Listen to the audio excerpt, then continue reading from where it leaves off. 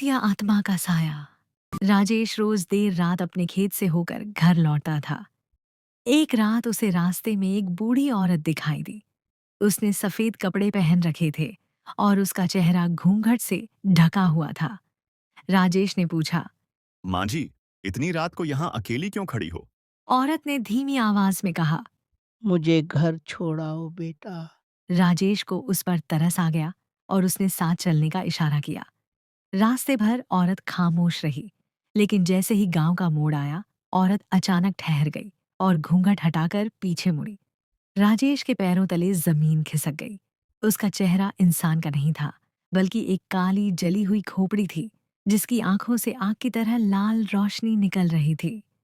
राजेश भागने की कोशिश करने लगा, लेकिन उसके कानों में औरत की भयानक हंसी गूंज उठी। कहते हैं उस रात के बाद राजेश कभी गांव वापस नहीं लौटा।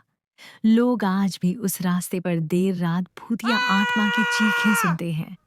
बहुत साल पहले उसी गांव में सावित्री नाम की औरत रहती थी। वह गरीब थी, पर बहुत नेक दिल। गांव वाले उससे मदद लेते, लेकिन बदले में उसे हमेशा ताने सुनाते। एक दिन गांव के कुछ लालची लोगों ने उसकी जमीन छीन ली। सावित्री ने पंचायत में इंसाफ मांगा, लेकिन किसी ने उसका साथ नहीं दिया। दुख और गुस्से में उसने मंदिर के सामने खड़े होकर कहा। जिसने भी मेरा हक छीना है, उसकी पीढ़ियां चैन से नहीं जी पाएंगी। मैं मरकर भी तुम्हें छोड़ूंगी नहीं। उस रात सावित्री ने अपनी झोपड़ी में आग लगाकर जान दे दी।